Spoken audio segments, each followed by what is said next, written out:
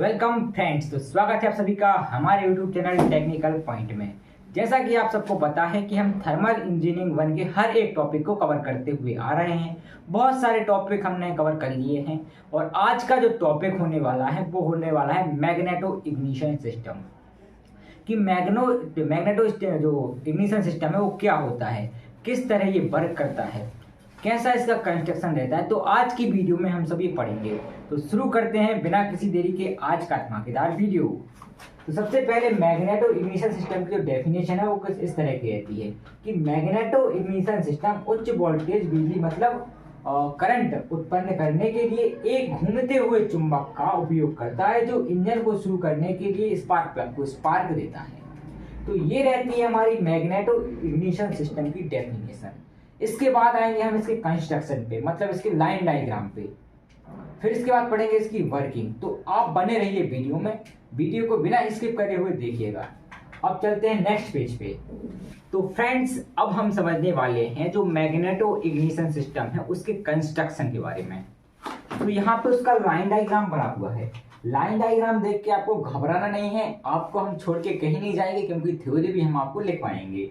तो यहाँ पे कौन कौन से पार्ट्स होते हैं। सबसे पहले भाई मैग्नेटो इग्निशन सिस्टम है तो इसमें हम एक मैग्नेट का यूज करेंगे जो कि घूमेगी। ये जो मैग्नेट दिख रही है ये रोटेटिंग मैग्नेट है। ये कनेक्ट किससे रहती है, हमारे इंजन से। इंजन जब घूमता है, इंजन की जो कनेक्टिंग रॉड और पिस्टन जब घूमता है तब भी ये भी घूमती है।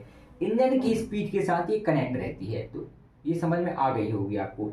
जब ये घूमेगी मैग्नेट तो ये जो अपना है प्राइमरी बाइंडिंग, ये जब घूमेगी अपनी मैग्नेट तो क्या करेगी, मैग्नेटिक फील्ड जनरेट करेगी, मैग्नेटिक फील्ड उत्पन्न करेगी। जब मैग्नेटिक फील्ड उत्पन्न करेगा तो ये जो प्राइमरी बाइंडिंग है इस पे अपन को क्या मिलेगा, करंट मिलेगा। क्या मिलेगा, करंट। जब ये करंट कहाँ जाएगा, अपना कॉन्टेक्ट ब्रेकर के पास। तो कॉन्टेक्ट ब्रेक होगा, कॉन्टेक्ट ब्रेक होगा तो अपना जो वोल्टेज है वो इंक्रीज होगा। क्यों होगा इंक्रीज, क्योंकि जो अपनी करंट है वो ड्रॉप होगा। जब यहाँ पे कॉन्टेक्ट ब्रेक होगा तो जो अपना करंट है वो क्या करेगा, ड्रॉप होगा। वोल्टेज क्या होगा, इंक्रीज होगा। जब ये वोल्टेज कितना इंक्रीज होगा, मान लीजिए यहाँ से कितने का आ रहा है, 20 वोल्ट 30 वोल्ट जितना भी आ रहा है, तो यहाँ पे आके 400-500 वोल्ट के लगभग हो जाएगा। फिर ये जो वोल्टेज है ये स्टोर किस में होगा, अपना कंडेंसर। ये कंडेंसर में, कंडेंसर क्या होता है, एक तरह का कैपेसिटर ही होता है। जब ये कैपेसिटर में पूरी तरह स्टोर हो जाएगा, मतलब चार्ज हो जाएगा, तो ये क्या करेगा कि जो करंट है यहाँ पे बहेगा, विपरीत दिशा में जाएगा। कहाँ जाएगा, यहाँ जाएगा। किसमें जाएगा, सेकेंडरी वाइंडिंग में। जब सेकेंडरी वाइंडिंग में जाएगा तो सेकेंडरी वाइंडिंग का काम रहता है इस वोल्टेज को उच्च वोल्टेज बताता है, मतलब हाई वोल्टेज में इंक्रीज करना। जब ये हाई वोल्टेज में पहुंच जाएगा लगभग 15 से 20,000 वोल्ट के लगभग, तो ये क्या करेगी, सेकेंडरी वाइंडिंग किससे जुड़ी हुई है, अपने डिस्ट्रीब्यूटर से। डिस्ट्रीब्यूटर को देगी ये वोल्टेज, हाई वोल्टेज। ये डिस्ट्रीब्यूटर का काम क्या रहता है, डिस्ट्रीब्यूट करना। जो अपना यहाँ से वोल्टेज आ रहा है उसको क्या करेगी, डिस्ट्रीब्यूट करेगी। ये होता है रोटर आर्म, मतलब रोटेटिंग आर्म, जो कि रोटेट करता है। रोटेट करे क्या करता है, ये अपना इनको क्या, स्पार्क प्लग को क्या देता है, वोल्टेज देता है। ये यहाँ पे स्पार्क प्लग है। यहाँ पे जो प्राइमरी बाइंडिंग होती है इसमें टर्न्स की संख्या कितनी होती है, नंबर ऑफ टर्न्स कितने होते हैं, नंबर ऑफ टर्न्स होते हैं 200 से 300। और वही बात करें अगर इसकी सेकेंडरी बाइंडिंग की, तो सेकेंडरी बाइंडिंग में कितने टर्न्स होते हैं, लगभग 21 से 20,000, 20 से 21,000 के लगभग होते हैं। जो प्राइमरी बाइंडिंग है वो मोटे तार की बनाई जाती है, जबकि अगर सेकेंडरी बाइंडिंग की बात करें तो वहाँ पे पतले तार का यूज किया जाता है।